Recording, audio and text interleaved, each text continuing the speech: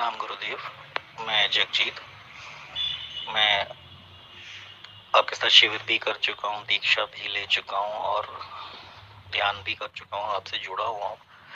पर मैं एक बात कहना चाहता हूँ कि जब से दिसंबर में जो हमने वीकेंड पे मिल के साधना करी, ध्यान किए, उसके बाद से मैं नोटिस कर रहा हूँ कि मेरे अंदर बहुत तिलमिलाहट है। ध्यान में बैठता हूँ तो अच्छा लगता है, लेकिन उसके अलावा जब संसार में घूम रहा हूँ तो बहुत तिलमिलाहट और अजीब सा लगता है और कई बार रोने को मन करता है कि कहाँ फंसा हूँ, क्या कर रहा हूँ, कब परमात्मा मिलेगा भी कि नहीं। ये डर भी बहुत लगता है। बस आपके ऊपर उम्मीद है कि आप हमें गाइड कर देंगे और मैं मेहनत करने को तो तैयार हूँ। इसलिए 1 फरवरी का ग्रुप जो निर्विकल्प समाधि का आप शुरू कर रहे हैं, उसे ज्वाइन करना चाहता हूँ ताकि मुझे भी समाधि घटित हो। प्लीज इसके लिए मुझे आज्ञा दें। धन्यवाद। वो ये नहीं कि मैं हर चीज पे गुस्सा हो रहा हूँ, लेकिन ऐसा लगता है कि मुझे संसार की चीजें करने में मजा नहीं आ रहा। मुझे लगता है कि क्या कर रहे हैं, क्यों कर रहे हैं, कब तक करते रहेंगे, और बहुत घबराहट होती है कि परमात्मा से मिलने का सुनहरा अवसर को तो नहीं जाएगा। Thank you. प्रणाम आपको, प्रणाम आप सभी को। जब हम गुरु से मिलते हैं, एक सदगुरु की क्या पहचान होती है, इसे ध्यान रखना। एक सदगुरु की क्या पहचान होती है, जब आप उससे मिलते हैं तो आपका संसार फीका हो जाता है। अब आपको संसार में रस नहीं है, काम करने पड़ेंगे, वो एक मजबूरी हो जाती है। कल तक जिसके लिए आप जान दे सकते थे, कल तक जो 1000-2000 रुपए के चक्कर में आप झगड़े कर सकते थे, कल तक आपकी जो दृष्टि थी संसार को देखने की, वो बदल जाती है। जब आप एक जीवित गुरु से मिलते हैं तो आपके जीवन में सबसे पहले घटना जो है वो ये है कि आपका देखने का नजरिया बदल जाता है। अब संसार उतना खींच नहीं सकता, अब संसार में रहना मजबूरी हो जाती है कि जो जिम्मेवारियां उठाई हैं वो निभानी पड़ेगी। और मेरे साथ जुड़कर तो ये ऑप्शन भी नहीं है कि मैं तुम्हें कहूं कि संसार छोड़ के भाग जाओ, वो ऑप्शन भी नहीं। तो यहां पर यह बात आती है कि अब फिर मैं क्या करूं, इस बात को समझना। मन बहुत चालाक है, वो तुम्हें इतना बेचैन कर देगा, इतना बेचैन कर देगा, इतना परेशान हो जाओगे, तुम्हें हार की ये डिसीजन लेना पड़ेगा कि छोड़ो पत्नी को, छोड़ो बच्चों को, भागो यहां से। और जब तुम संसार छोड़ के भाग जाओगे तो कुछ दिन तो ठीक लगेगा, कुछ दिन के बाद अंदर जितने भी संसार छोड़ के भागे हैं, चाहे वो किसी भी धर्म के हो, अंदर एक चीज महसूस होती है कि मैंने बहुत बड़ी गलती कर दी। अंदर ये महसूस होता है कि मैंने बहुत बड़ी गलती कर दी। मन की वजह से ऐसा घटित होता है। अब मन करता है कि संसार में वापस चले जाओ, तो अब एक और बड़ी गलती। सबको पता लग गया कि सन्यास ले लिया, अब तुम वापस भी नहीं जा सकते।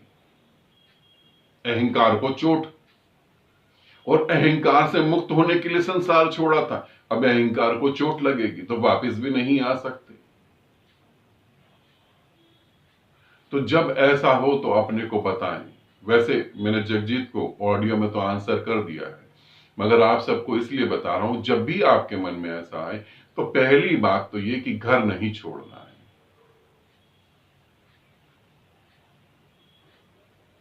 साधना करनी है। और जो केवल्य समाधि साधना जो है, निर्विकल्प समाधि जो है, जो 1 फरवरी से हो रही है, वो तो वैसे भी पावरफुल मेडिटेशन है, तो बहुत अच्छा मेडिटेशन है। फिर हमें समाधि को उपलब्ध करना है। कहीं मैंने पढ़ा था, अब बुद्ध के जीवन में ऐसा हुआ या नहीं हुआ, मगर ये प्रश्न आत्मा को चीर देने वाला प्रश्न है। ये बड़ा मजेदार प्रश्न है। बुद्ध को ज्ञान प्राप्त हुआ, बुद्ध को ज्ञान प्राप्त होने के बाद वो अपने घर में गए, अपने पिता से मिले। आनंद बुद्ध के साथ थे। आनंद की ये शर्त थी कि मैं संन्यास जब ही लूंगा जब आप 24 घंटे मुझे अपने साथ रखेंगे। मैं सोऊंगा भी आपके साथ, खाना भी आपके साथ ही खाऊंगा, आप मुझे अलग नहीं करेंगे। आनंद की ये शर्त थी। बुद्ध ने इसे स्वीकार करा और आनंद को अपने साथ जोड़ लिया। सदगुरु, जब मैं सदगुरु कहूं तो समझना उस सत्य को जो प्राप्त हुआ है, इस शरीर में जीवित है, उसे सतगुरु कह रहा हूं। किसी व्यक्ति विशेष को नहीं सतगुरु कह रहा, क्योंकि किसी व्यक्ति विशेष में सतगुरु जैसे गुण तो होने चाहिए, वो गुण है ही नहीं। तो सतगुरु जो है, जब तुम्हें वो स्वीकार करता है तो बहुत सारी तुम्हारी उल्टी सीधी शर्तें एक्सेप्ट करता है, इस वजह से कि शायद तुम्हारी आंख खुले और तुम देख पाओ। तो बुद्ध ने भी कहा कि कोई बात नहीं, आनंद में तुम्हें स्वीकार करता हूं। बुद्ध घर आ गए, पिता का आशीर्वाद लिया, घर में बैठे, पत्नी आई, बेटा आया। आनंद था। बुद्ध ने कहा मैं अपनी पत्नी से मिल लूं। आनंद ने कहा हाँ ठीक है, मैं भी चल रहा हूं। बुद्ध ने कहा नहीं, मैं अपनी पत्नी के मन को जानता हूं। आनंद तुम बाहर ही रहो, बाहर खड़े रहो। आनंद बाहर खड़ा रहा, बुद्ध अंदर गए।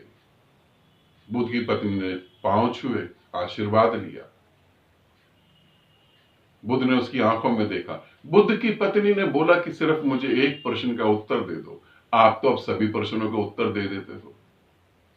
और बुद्ध ने अपने जीवन में सिर्फ इसी प्रश्न का उत्तर नहीं दिया, बाकी सभी प्रश्नों का उत्तर दिया, चाहे कोई सा भी प्रश्न हो।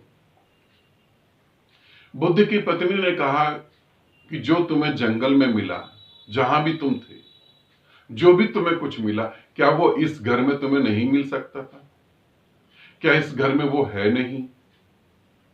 क्या यहां कुछ वैसा नहीं कि तुम्हें यहीं घट जाता जो घटा था? बुद्ध मौन रहे, चुप रहे, क्योंकि जो जंगल में घटा था वो तो घर में भी घट रहा है। परमात्मा जंगलों में थोड़ी ना बैठा हुआ, वो तो घर में भी बैठा हुआ।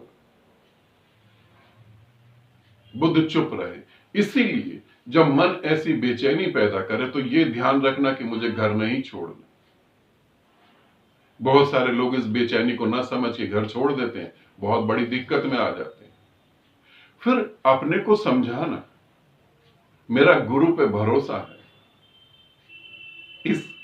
इस बात को समझना, मेरा गुरु पे भरोसा है। गुरु को तुम अपना जीवन दे दो, भरोसा करने की बात नहीं, गुरु को तुम अपना जीवन दे दो, तुम परमात्मा हो गए।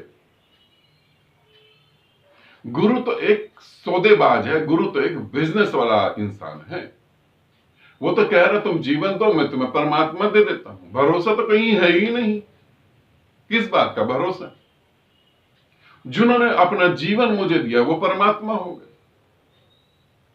और अगर नाम गिनवाने बैठूं तो मेरे को लगता है आधा घंटा तो वीडियो में ही लग जाएगा, इतने नाम हैं, गिनवाऊं किस किस को।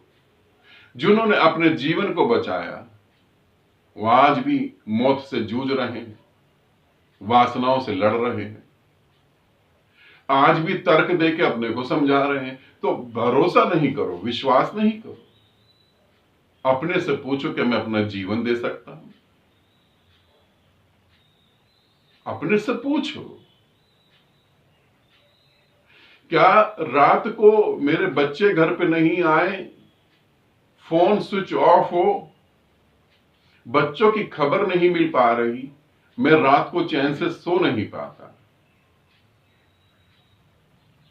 क्या गुरु से जुड़ के मुझे परमात्मा नहीं मिला तो भी मैं रात को सो जाता हूं आराम से?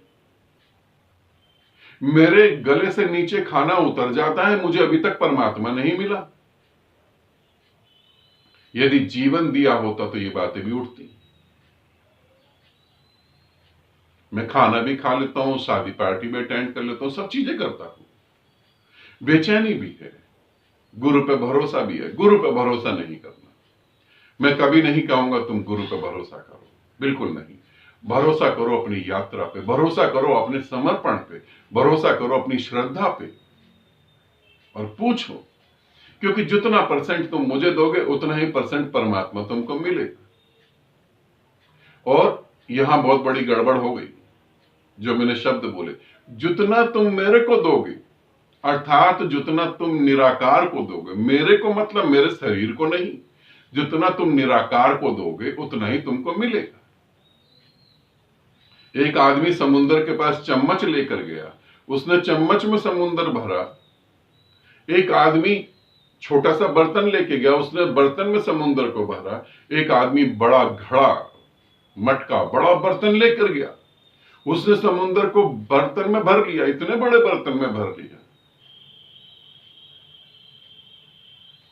एक आदमी समुंदर में कूद के समुंदर ही हो गया, भरा ही नहीं कुछ, समुंदर को ही सौंप दिया, सब कुछ समुंदर हो गया। इसे समझो और इसे भी समझो, जब और पहुंच रहे हैं और पहुंच गए हैं, मैं तुम्हारे सामने बैठा हूं, तो फिर तुम भी जल्द पहुंच जाओगे। तो बेचैनी से थोड़ा सावधान रहना, ठीक है। आनंदित रहो, सदा खुश रहो। बहुत बहुत प्रेम आप सभी को।